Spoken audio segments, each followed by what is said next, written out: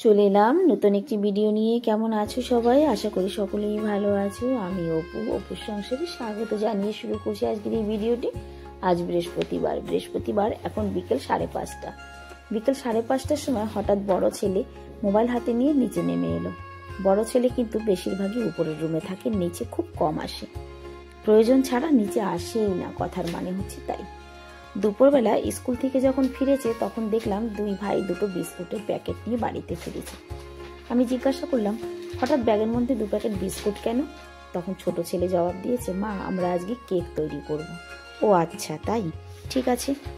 দেখো ঠান্ডা ফার্শের মধ্যে বসে সমানে মোবাইলটা দেখে যাচ্ছে, হাতে যে একটা কাজ নিয়ে বসেছে সেটাও ভুলেই যাচ্ছে যে আমি একটা কাজ করতে বসেছি বা ঠান্ডা ফার্শের উপর বসেছি, এখানে ঠান্ডা আছে, সেটাও বোধহয় ও বুঝতে পারছে না।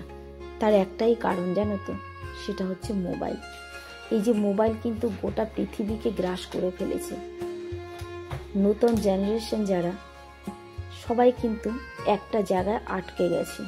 সত্যি কথাই, আজকের ডেটের ছেলে মেয়েরা কিন্তু ভুলেই গেছে কে পরিবারের মধ্যে আছে, কোনটা আমার পরিবার।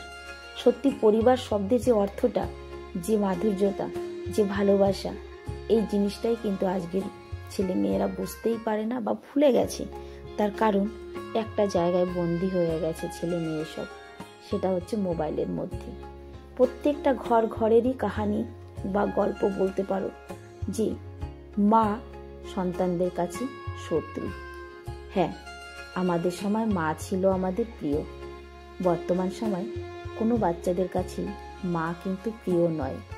তার কারণ একটাই, সেটা হচ্ছে মোবাইল ঘাঁটতে মানা করা হয়, মোবাইল ধরতে মানা করা হয়, তাই। তবে ছেলে মেয়েরা যখন বুঝবে তখন কিন্তু অনেক দেরি হয়ে যাবে যে মোবাইলটা অ্যাকচুয়ালি আমাদের কতটা ভালো আর কতটা মন্দ করছে।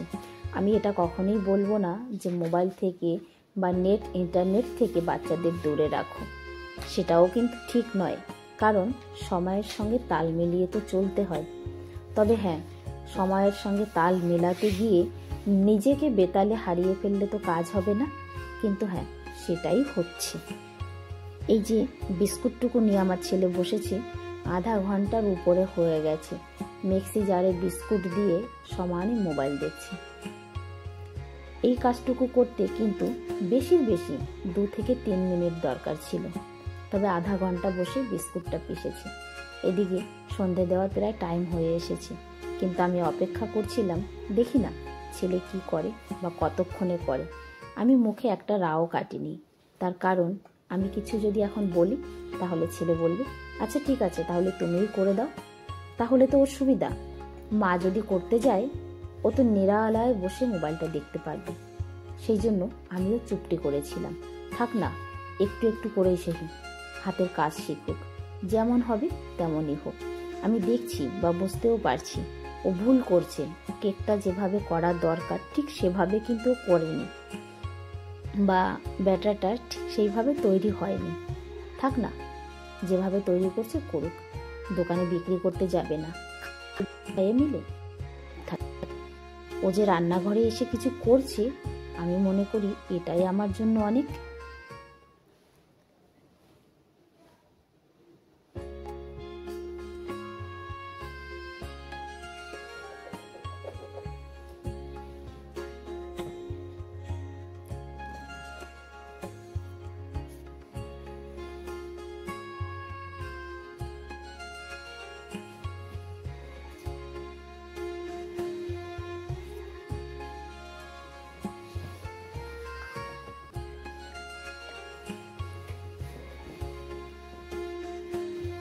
এতক্ষণে কেক কিন্তু তৈরি হয়ে যাওয়ার কথা, ততক্ষণ পর্যন্ত ছেলে আমার ব্যাটারি তৈরি করছে।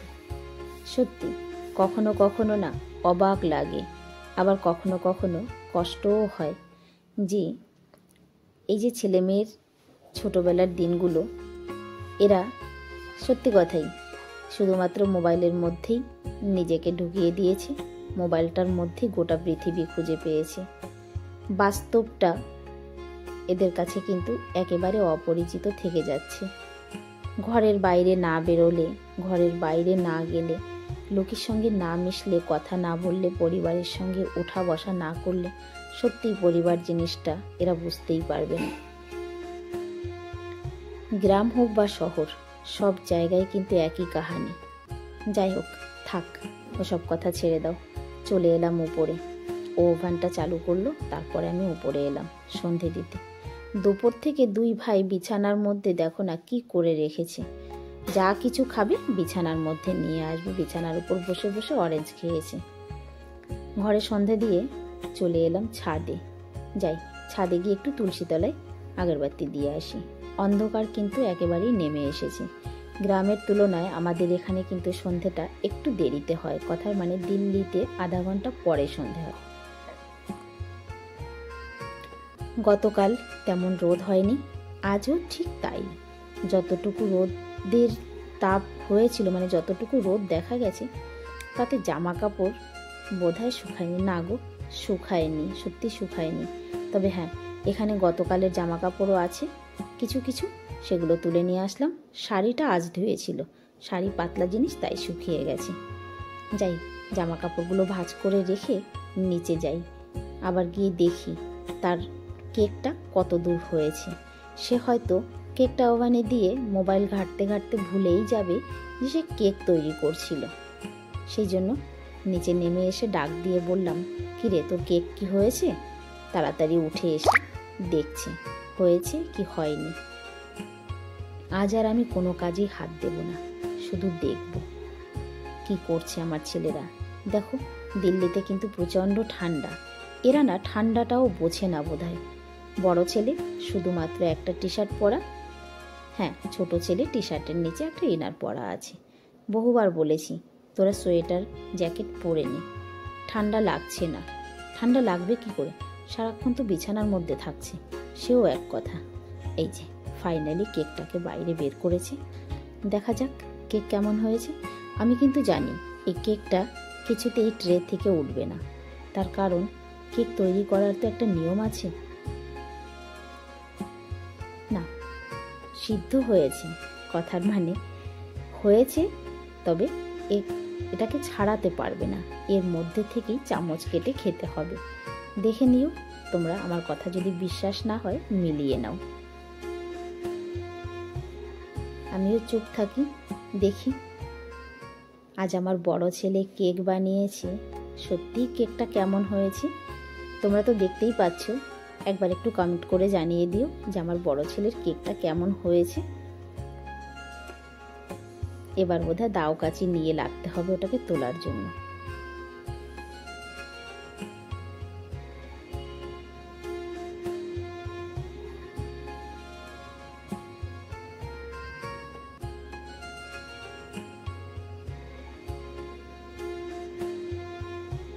আমার আজকে মুখ বুঝেই থাকতে হবে, কিছু বলার উপায় নেই। বললেই বলবে তুমি তাহলে কেন করে দাওনি। না বাবা, থাক, চুপ করেই থাকি। চেষ্টা তো সমানেই করে যাচ্ছে তোলার জন্য, তবে আমি জানি এটা উঠবে না।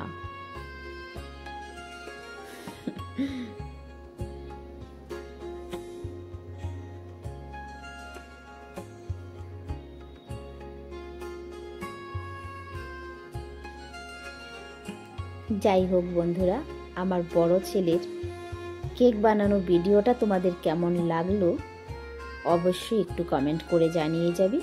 তোমরা একটা কমেন্ট করলে কিন্তু সত্যি খুব ভালো লাগে, যে একটা কমেন্ট করেছো বা একটা কমেন্ট পেলে মনটা ভীষণ খুশি লাগে। ভিডিও জানি খুব বেশি ভালো করে করতেও পারি না, খুব বেশি ভালো ভিডিওও দিতে পারি না, তার জন্য আমি নিজেই দুঃখিত।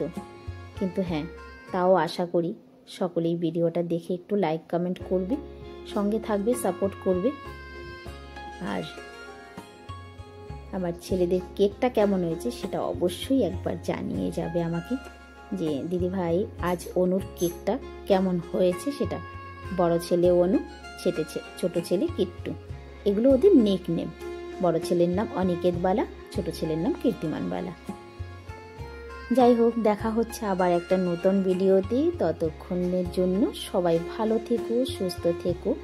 সকলের সুস্থতা কামনা করে আজকের ভিডিওটা আমি এখানেই শেষ করছি। সবাইকে টাটা।